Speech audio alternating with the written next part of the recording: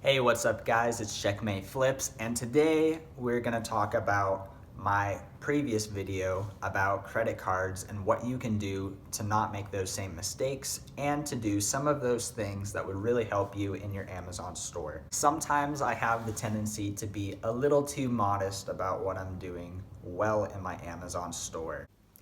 I did around 30K in sales in December. This month will probably be around 35K in sales, maybe 40K, and I'm doing the work and spending the money in order to probably make 50 to 60K in sales in February. So the point of me saying this and trying to be a little bit less modest is because I have been in the process of scaling. I know what it's like, and I know that you can make a full-time income too, or significant side money if you put in the work and if you learn about how to sell on Amazon FBA. And believe it or not, there are people who are doing 50 to 200K in sales per month on Amazon. And no, it's not a scam. And yes, people do actually do that. And no, their 50 to 200K in sales a month are not profit.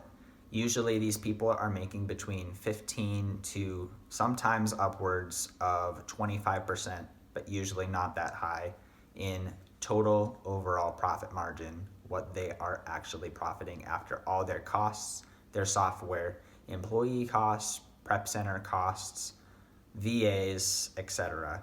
They are not making the 50K to 200K a month. They are making somewhere between 15 to 25%. And so if there's people who are doing 50 to 200K in sales a month, then the point is that you also can make the money that you're wanting to make, whether it's side hustle money or whether it's full-time income so that you can leave the job that you really don't like and are desperate to get out of. However, it does take hard work. It takes months of learning, and you probably won't be able to quit immediately. But if you learn the skills and work hard and work smart, you can get there. But here's the thing about Amazon FBA that a lot of people don't talk about. You are a retail store. That means that you are going to have a lot of inventory costs unless you get your inventory for extremely cheap. So a retail store has to spend a lot of money on inventory, and oftentimes the margins are not always extremely large margins. That means that for the person who wants to make 7K a month on Amazon FBA, they are going to have at least over $10,000 in inventory costs, and probably it's going to be more like 20 to 30K in inventory costs that they are holding in inventory at any given point in order to make that 7K. And those were just hypothetical numbers. The point is, if you're trying to make money on Amazon FBA with fast-moving items that were not thrifted or found at a garage sale and found in a scalable way, you're gonna have to have a lot of money invested into your store. And so the problem here is that it takes a lot of money in order to make a lot of money. And the average person who wants to make another 7K a month, another 5K a month, especially the person who thinks that they're gonna make full-time income 5K plus in a matter of a month or two, is that people don't have 10 to 20K sitting around that they can invest in inventory. What's more likely is that that person probably has consumer non-asset debt. It's not that they just don't have money, they probably have debt, and debt that's not making them any kind of money.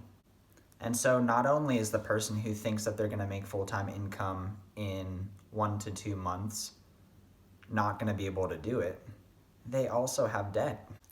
So in December, I posted a video about how I used credit cards to help me in my business. At that point in my business, I had been reinvesting a lot of my profits back into the business in order to buy more inventory. I was paying ourselves what I needed to pay ourselves, and then I would put the rest back into inventory. I also knew that I wasn't spending enough money in order to hit the financial goals that I wanted to hit. I also was confident in my system of buying inventory and having it sell within a quick amount of time. So the main thing I talked about in that video was how I used a 0% APR 15-month basically loan on a credit card in order to use that for inventory, knowing that I wouldn't have to pay it back for 15 months. This worked and it didn't work to a degree. I made one big mistake.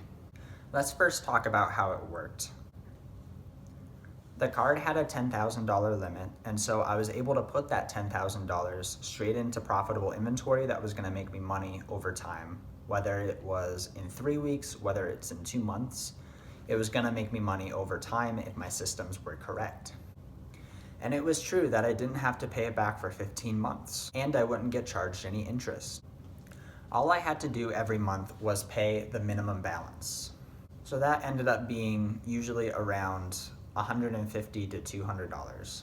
The problem is that there's something called a utilization score, and my utilization score was high because I had $10,000 on part of my credit line.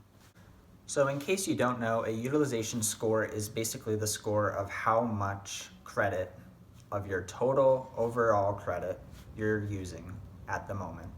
So I was having a high utilization score, which will in turn lower your credit score. So credit score is important if you're wanting to get more loans or more of that type of thing in the future. And this is very important for an inventory-based business. So my biggest mistake was that I did not make an LLC and make this a business card. If I had made this a business card, it would not have affected my credit score, because my credit score dropped by quite a bit when the statement balance came out, with my utilization score being as high as it was. At the time, I didn't have an LLC, and I kind of thought that this one loan was going to take me exactly where I wanted to go, and that would be that, and that's all I needed. The reality is that I would rather have a higher credit score so that I have higher options in the future. So the mistake that you can learn from is, if you're gonna do this type of offer, not financial advice by the way, that you should make an LLC first and make it a business card. Thankfully, this isn't the end of the world, and I'll be able to fix this credit score. So basically all I need to do is I need to pay off the loan in the next month, and I should be able to do that because sales are going well and I have money to pay it off probably pretty soon here. And somewhat soon after I pay it off, my score will go back up, maybe not as high as it was, but it will go back up to a point where I can start to get more business cards if I want them. And thankfully, even now, my credit score isn't even that bad. It's at the high 600s. It just dropped like 80 points though. So I guess it's my first time seeing my score drop that much, and it was a very dramatic thing. And I could get more cards if I wanted to, but probably not the higher limit Amex cards that I would like to have. At the end of the day though, it's about doing what I enjoy, having the lifestyle that I'm wanting to have, and making money and helping you guys to do the same. So if my credit score drops by a little bit and I make a mistake, oh well, it's not school. I don't have to have an A. I can get a B- or a C and still make it work well and still accomplish the goals that I'm trying to accomplish. So in summary, Amazon FBA is an inventory-based business. That means you are a retail store, and that means that it requires a significant amount of money in order to keep the items in stock that you want to have in stock, unless you are buying from a thrift store or getting your items for free somehow. And if you do decide to go down the somewhat riskier road of getting a 0% APR credit card, please learn from my mistake and make an LLC first and make it a business card. That way it doesn't affect your credit in the same way that it would if it's a personal card. If this was entertaining, inspiring, or helpful, then feel free to help me out by liking the video and subscribing. I'm gonna be putting out more like this, trying to help you guys scale your Amazon stores and make more with reselling. Take care.